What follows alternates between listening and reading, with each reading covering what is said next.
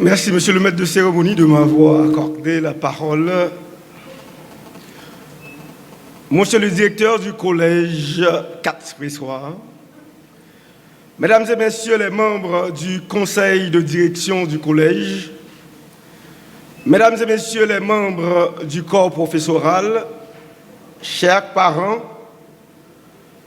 mesdames et messieurs les membres du personnel de soutien, chers gradués, distingués invités, en vos rangs, titres et qualités, tout protocole respecté.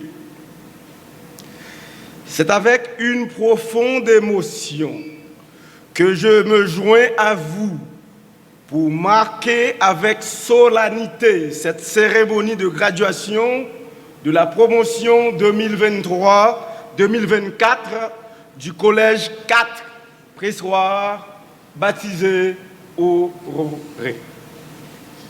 Littéralement, vous êtes l'aube d'un nouveau départ. Ce grand honneur d'être le parrain de cette brillante promotion me renvoie un écho fait d'étonnement et d'interrogation. Quelle reconnaissance incroyable! Pourquoi le dévolu est-il jeté sur moi? Pourquoi cet honneur? Chers gradués, si vous êtes venus jusqu'à moi, je présume que vous êtes en quête d'un modèle, d'une source d'inspiration, d'une bouffée d'oxygène pour aborder avec courage et détermination le monde universitaire qui s'ouvre à vous. Vous avez le choix de devenir des gagnantes et des gagnants. Mais puis-je être ce modèle pour vous? Suis-je celui que vous cherchez? Je ne suis pas certain de pouvoir répondre à cette question, mais je vous laisse le soin de découvrir la réponse par vous-même. Patrick Laurent, celui qui se tient devant vous ce matin et que vous avez choisi comme parrain, pourrait vous donner l'impression d'être un homme accompli, respectable et respecté, l'un des plus grands avocats du pays. Que sais-je encore? Si vous pensez cela, je ne vais pas vous contredire.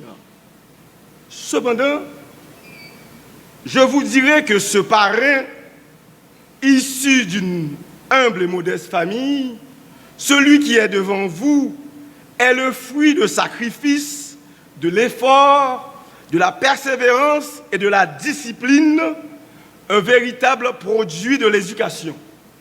Et parlant de l'éducation, ce n'est pas l'auteur du livre « L'école, source de tous les espoirs » qui en prendrait le contre-pied. Permettez-moi de partager brièvement une page de ma vie et vous comprendrez. Lorsque je suis entré à l'école, ma mère rêvait de me voir terminer l'école primaire. N'ayant pas les moyens suffisants, elle n'était pas certaine de pouvoir me faire poursuivre mes études. Quelques années plus tard, alors que j'étais admis en moyen 2, en mon temps c'était 7e, ma mère a perdu son emploi, ne pouvant plus payer l'écolage. Elle a été aidée par un ami pour me faire entrer au lycée Alexandre Pétion. À mon arrivée, le directeur nous a expliqué qu'il n'y avait pas de place en moyen 2 et que je devrais rentrer en moyen 1, malgré mon admission en moyen 2. Ma mère m'a demandé si je préférais refaire la classe ou abandonner l'école. J'ai accepté de refaire la classe pour pouvoir étudier. Une fois au lycée, je savais aussi que ma place était garantie si je réussissais chaque année. Chaque année était une épreuve décisive, car sans réussite, ma vie scolaire aurait pris fin. J'avais la ferme conviction que ma vie allait changer et je choisissais de réussir avec courage et détermination. J'ai surmonté les défis jusqu'à l'université. J'ai réalisé des exploits en étudiant simultanément le droit à la faculté de droit et des sciences économiques de Port-au-Prince, la littérature à l'école normale supérieure, la musique à l'ENAT. N'ayant pas les moyens d'acheter des livres, je passais mes heures libres dans des bibliothèques, Institut français, Bibliothèque nationale, Bibliothèque de la faculté. J'ai été le premier de ma promotion à présenter mon mémoire de sortie à la faculté de droit. Puis j'ai poursuivi des études supérieures à l'étranger. Aujourd'hui, celui qui n'avait pas la certitude de terminer ses études primaires est détenteur de 3 maîtrises. Spécialiste maintenant en méthode alternative de résolution de conflits, arbitrage, médiation, conciliation. Directeur d'une firme d'avocats reconnue mondialement. Exerçant dans un grand cabinet en Haïti, avocat des présidents, de premières dames, de grandes institutions internationales et d'ambassades. Si vous pouvez vous inspirer de ma vie et de mon parcours, c'est bien. Mais je vous dirai une chose. Dites-vous que si le jeune Laurent a pu réussir, vous devez non seulement réussir, mais faire encore mieux. Vous êtes privilégié par rapport au jeune Laurent. Vous avez le devoir de réussir en vous inspirant de sa détermination, de sa foi dans l'avenir et en croyant que l'impossible n'existe pas. Chaque fois que vous rencontrerez des difficultés, pensez au jeune Laurent. Pensez aux privilèges que vous avez, des parents extraordinaires et une scolarité dans l'un des plus grands collèges du pays, et je dirais même de la Caraïbe. Vous n'avez pas de rendez-vous à l'échec. Chers gradués, vous devez marcher de succès en succès. Les difficultés que vous rencontrerez doivent être des catalyseurs pour avancer. Ce que le commun des mortels appelle échec n'existe pas. C'est un succès différé. N'abandonnez jamais. Comme le dit le vieux proverbe américain, le vieux dicton américain que j'aime, it's not over until I win. Vous avez rendez-vous avec la victoire et le succès. Pour cela, il vous faut discipline, détermination, sens du travail bien fait, volonté de changer et de vous améliorer pour vous-même, pour vos parents, pour votre pays. Sous la houlette d'un directeur visionnaire, M. Charles-Guy Etienne, toujours à la recherche de l'innovation et de l'excellence, le Collège 4 Pressoir a déjà posé sa pierre dans les bases de l'édifice que vous serez. Félicitations. Chers parents, je peux imaginer votre fierté. Vous avez raison d'être fiers. Assister à la réussite de vos enfants est un événement honorant.